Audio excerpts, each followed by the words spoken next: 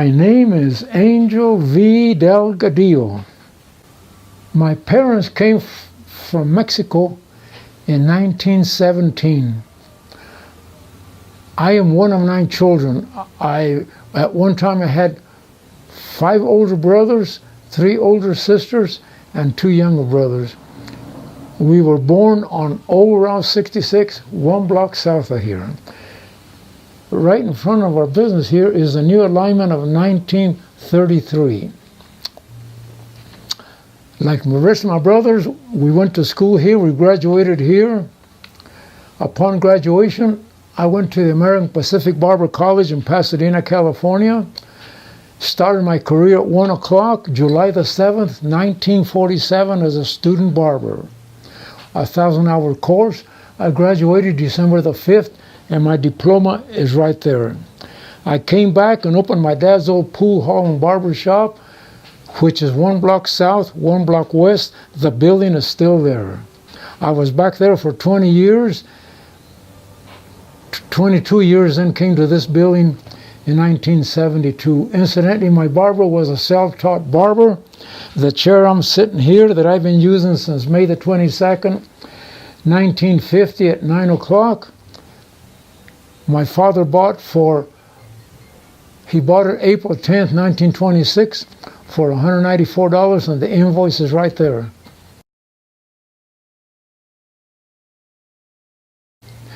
So here we are. I saw the day when Seligman died, September 22nd, 1978, at about 2:30 in the afternoon.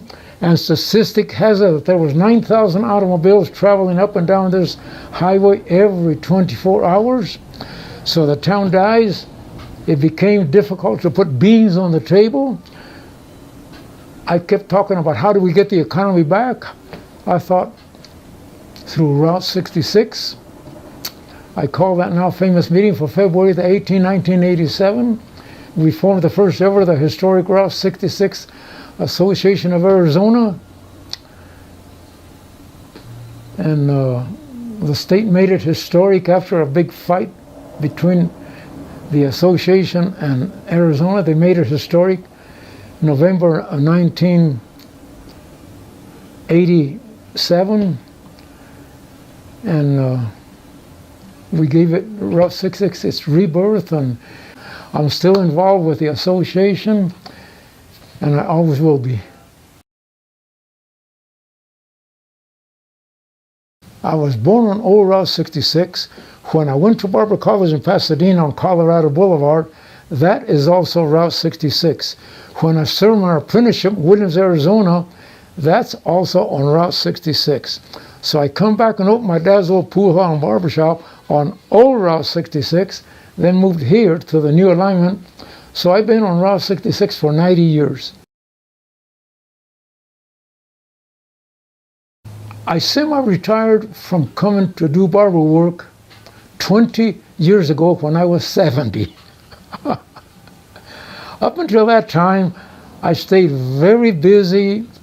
I helped to rejuvenate the Seligman Chamber of Commerce in the 80s. I was on the school board way back in the 60s. Managed my dad's old pool hall and barber shop after I opened up here in 1950. So to make a long story short, I didn't have time to reminisce with myself, just to sit down and do nothing except whatever came to my mind. I have taken inventory of where I was born, grew up during the Depression, tough times. All of us brothers and sisters and father and mother, we all worked as one. Our parents taught us to be productive, to make do with what we had, to be responsible. So, since I semi-retired 20 years ago, I have had time to analyze myself and the world around me. And I am just so happy to be around on a daily basis with people from all parts of the United States, all walks of life, and many, many, many parts of the world. Because I've been interviewed 1,000 times by the news media at least, so the world knows about Route 66, about the town that died, about the highway that we, the people, saved and gave it its new historic rebirth. And to be here among all these happy, happy people, to be thanked over and over, to be appreciated is so beautiful. And to be forgotten by the world for 10 long years is so sad. So I'm here just living a fantasy island life, a real life, and I wish that more people could live on my shoes just for a day and to understand themselves better and to realize what a beautiful country we live in and not take things for granted.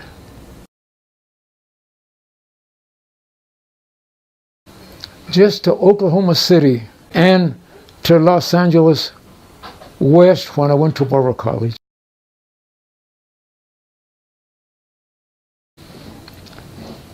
It's got to be between here and the Arizona-California border. The fact that we have the longest remaining uninterrupted stretch of Route 66, once you get on it, you don't have to go looking for it. You can just travel it. And the scenery between here and the Arizona-California border is just absolutely beautiful. It's awesome. We're almost at a mile high in elevation, and you gently, easily descend to about 3,400 feet to Kingman. Then you start going to Oakman, and the whole world changes. Everything, it just changes by the foot as you travel it.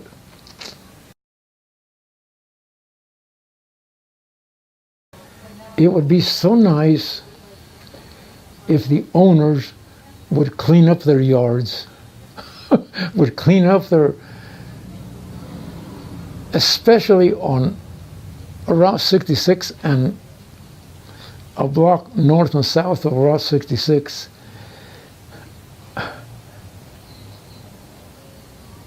Here we go again. People take Route 66, they take the town for granted. We have 14 gift shops in Seligman that sell the same thing.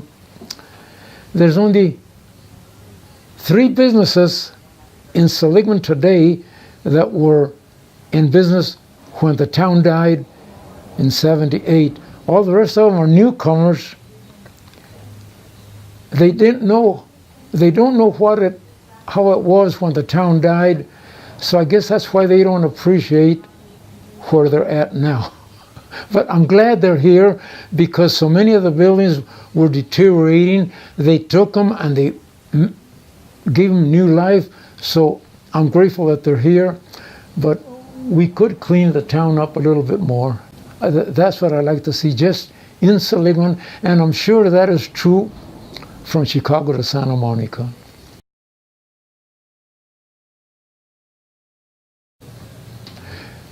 Don't get in all that big a hurry and try to lift every rock around the way and check it out.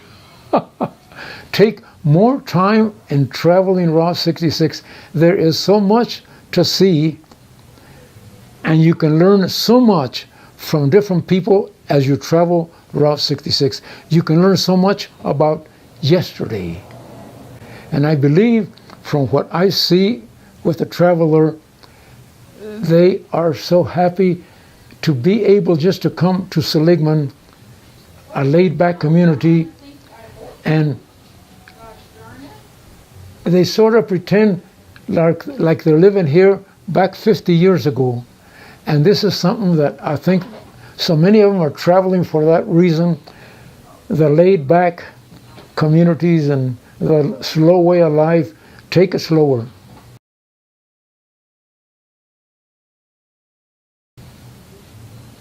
The associations in the 8 different states, if they just do not stay completely active,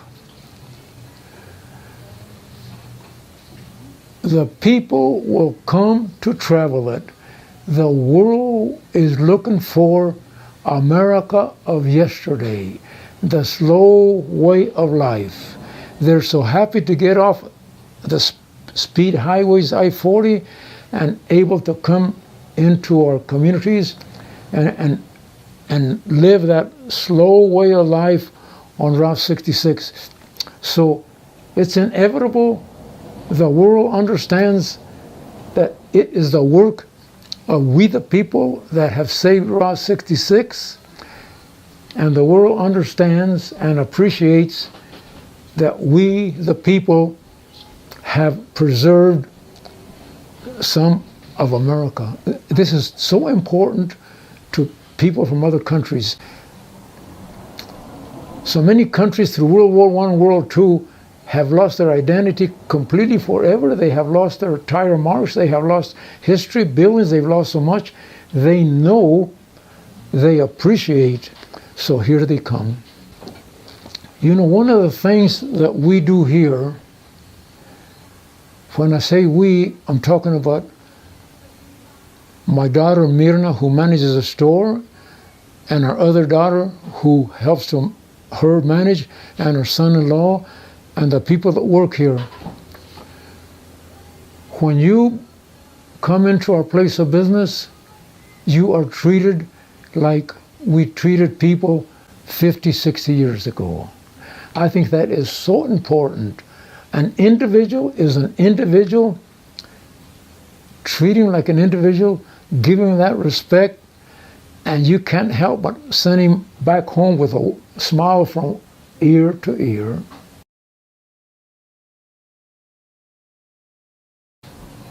It takes people to get things done. I have been told that some of the other states are not as well signed as they are in Arizona. Well, they can be better signed, but it takes people to get it done. You sit back and you start, I wish we had this. I wish we could do this. Well, people, you can wish all you want, but it won't get done until you get off your seat and you go do it. And there's a lot of people that are doing so much, people are telling me, and some of the locations are not doing all that much. We have a jewel on Route 66. It's almost the first paved highway, or the first paved highway almost from coast to coast. Something that our government says the inn, and we the people saved it, we brought it back. We have a jewel on 66. The world wants it. We the people from Chicago to Santa Monica have got to understand what we have and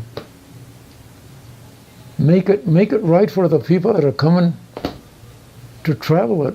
Buildings and the highway is maintained by our government, but the buildings, we can all do a little more for ourselves. But the people have got to do it. They can't wish for it. They have got to do it if they want it done. I was about 60 years old or young when I started or helped to start the rebirth of Route 66. And in so doing, I have learned so much about me and the public in general. Mainly, I have learned to appreciate that we live in a beautiful, free country.